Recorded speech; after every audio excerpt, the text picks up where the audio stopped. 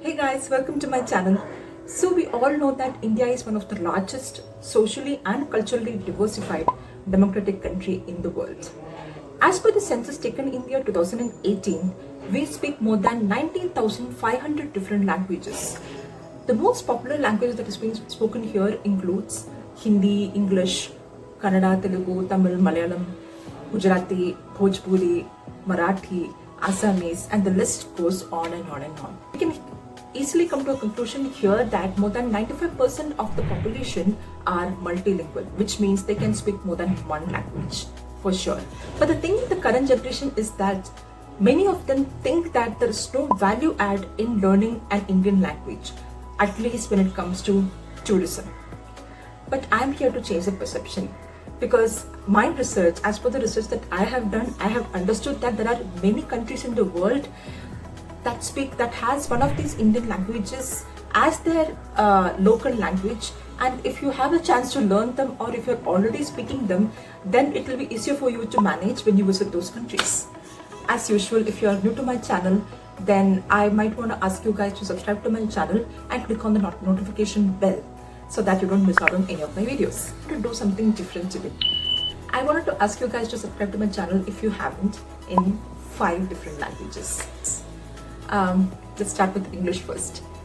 Please to subscribe to my channel and click on the notification bell so that you don't miss out on any of my videos.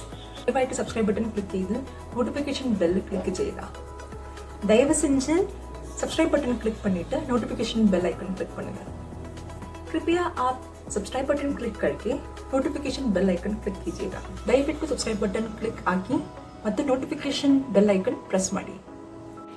Number 1 is Bengali. If you know Bengali, then India is not just the country that you can survive. You can survive in Bangladesh as well.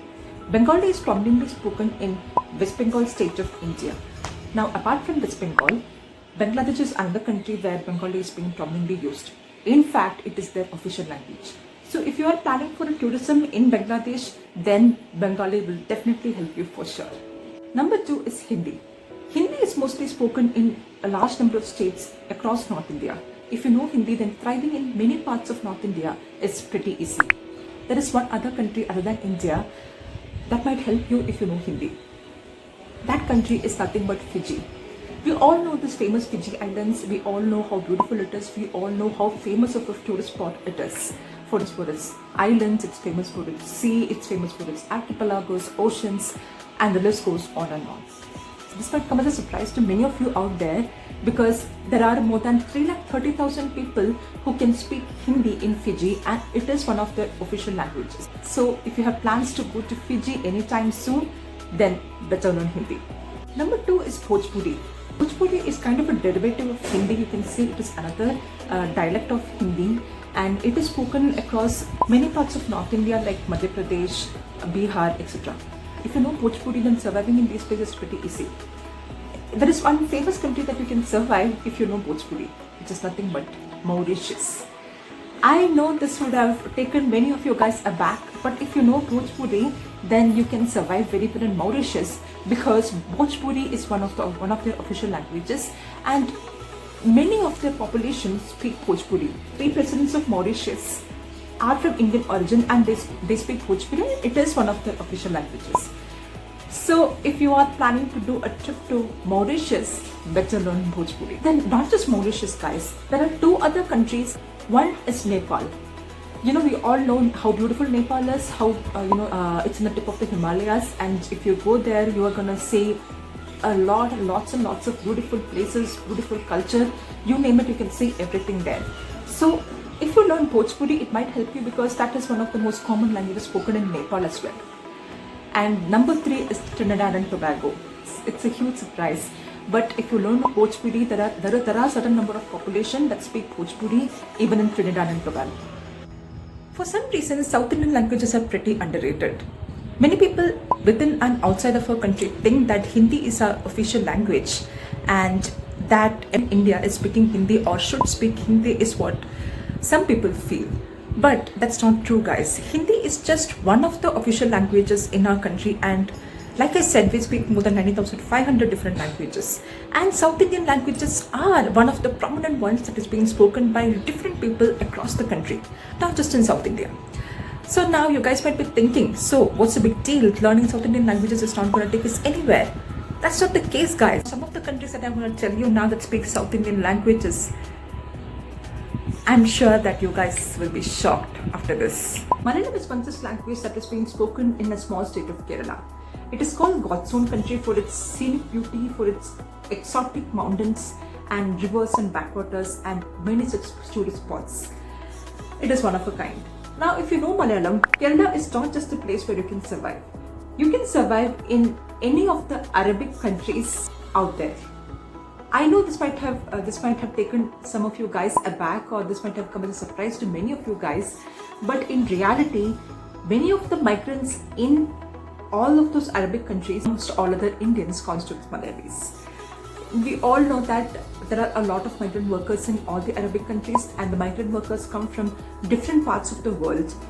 And most of the percentage of people who are working in the Arabic countries come from India. And amongst the Indian percentage that we have there, most of them are Malayalis. Now, don't get confused by the term Malayalis. Malayalis are the term given to the people who speak Malayalam. So, in every nook and corner of most of the Arabic countries that you see, you can find at least a single Malayali, is what they say. Next time when you have plans to visit any of the Arabic countries, then make sure you guys learn Malayalam along with Arabic. Don't get a chance to learn Arabic, then make sure you guys learn at least Malayalam, because I guarantee you that you can survive very well just by knowing Malayalam. Another prominent South Indian language that I'm going to discuss with you guys today here is Tamil.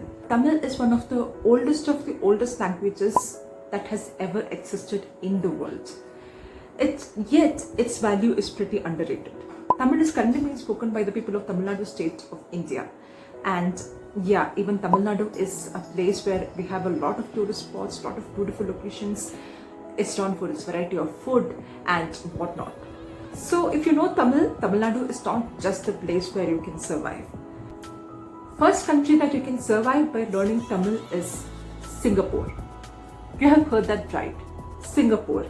Tamil is one of the official languages in Singapore. In many of the schools in Singapore, Tamil is one of the languages, and I don't have to explain to you guys how beautiful Singapore is. It's one of the famous tourist spots, and along with Malay and Chinese, Tamil is also one of the official languages. There are lakhs of Tamil speaking people out there, and I guarantee you that if you learn Tamil before going to Singapore, then that's gonna serve you very well, and you are definitely gonna feel like a home there. This place that you can survive if you know Tamil is Sri Lanka. We all know how beautiful Sri Lanka is. It's becoming as one of the famous tourist spots out there in Southeast Asia. So if you are visiting Sri Lanka, you better learn Tamil, because most of the Sri Lankans, almost 80 to 90% of them, are native Tamilians, and they speak Tamil so well. If you have learned Tamil, then surviving in Sri Lanka is going to be easy peasy. Malaysia is another country that you can survive if you know Tamil, because there are a lot of migrant Tamilian workers who have been settling there for many years.